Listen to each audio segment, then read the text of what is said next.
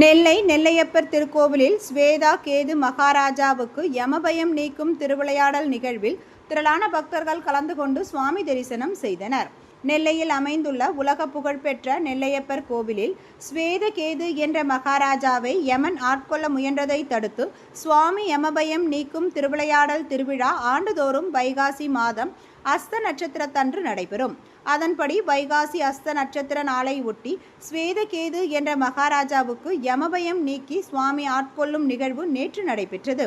இதையொட்டி காலையிலேயே கோவில் நடை திறக்கப்பட்டு சுவாமி நெல்லையப்பர் காந்திமதி அம்மனுக்கு சிறப்பு அபிஷேக பூஜைகள் நடைபெற்றது. தொடர்ந்து மாலை மின்விளக்குகளால் அலங்கரிக்கப்பட்ட செப்பு தேரில் சுவாமி நெல்லையப்பர் பஞ்சமூர்த்திகளுடன் சிறப்பு அலங்காரத்தில் எழுந்தருளியதை தொடர்ந்து பக்தர்கள் வடம் பிடித்து இழுக்க 4 ரத வீதிகளில் தேர் வலம் வந்தது.